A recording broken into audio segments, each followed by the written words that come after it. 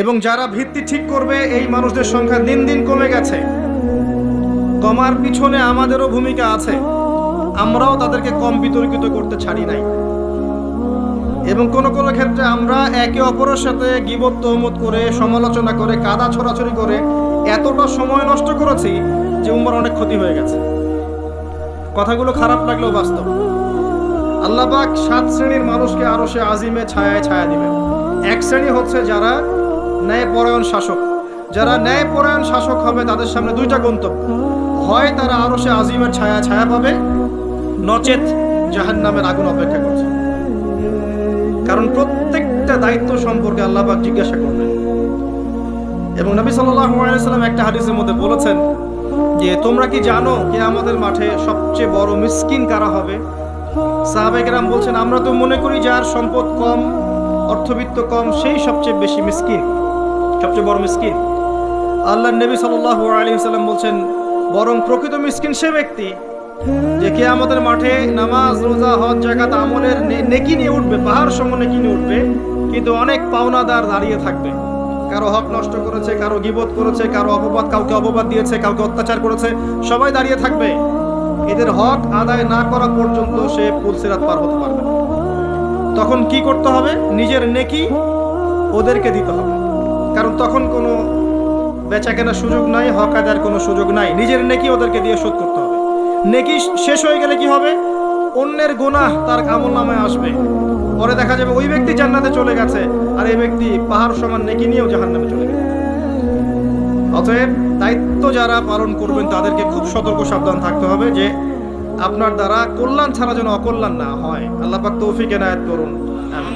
দ্বিতীয় শ্রেণী হচ্ছে সেই যুবক বা যুবতী যারা নিজেদের যৌবনটাকে আল্লাহর ইবাদতে কাটিয়েছে। এই হাদিসের বাস্তবতা এসে দেখেন আমাদের যুব সমাজ কিভাবে তাদের জীবনটা কাটাচ্ছে। আমার চেয়ে ভালো আপনারা বলতে পারবেন যে সকাল থেকে সন্ধ্যা পর্যন্ত আমাদের যুবক যুবতীরা করছেটা কি। কতজন যুবক নামাজ পড়ছে মসজিদে এসে, কতজন যুবক কোরআন তেলাওয়াত করে নিয়মিত।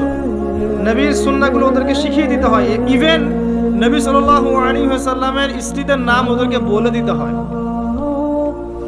এখনই আমি জিজ্ঞাসা করছি, দেখেন অ্যান্সার কতজন দিতে পারে। নবী সাল্লাল্লাহু আলাইহি ওয়াসাল্লামের দ্বিতীয় স্ত্রীর নাম কি? হাত উঁচু করে। যুবকদের বলছে, যুবকদের যারা পারবেন জাস্ট হাতটা উঁচু করে। নবী সাল্লাল্লাহু আলাইহি ওয়াসাল্লামের দ্বিতীয় স্ত্রীর নাম কি? দাঁড়ান দাঁড়ান দাঁড়ান, এই দেখেন হাত দেখেন। এবং যারা হাত উঁচু করেছেন ওদের মধ্যে একজনকে জিজ্ঞাসা করছে, আপনি উত্তর দেন, নাম কি? জি, আপনাকে বলেছি নাম বলেন দ্বিতীয় স্ত্রী। বসেন। উত্তর যে 4 জন দিয়েছে তার মধ্যে একজন ভুল উত্তর দিয়েছে। এই হচ্ছে বাস্তবতা। আপনাকে আমি চোখে আঙ্গুল দিয়ে দেখালাম যে যুবকদের কি অবস্থা। এখানে আছে বসে হাজার হাজার মানুষ, হাত তুলেছে 5-6 জন। এটা একটা কমন প্রশ্ন, আমাদের নবীজির দ্বিতীয় স্ত্রীর নাম কি?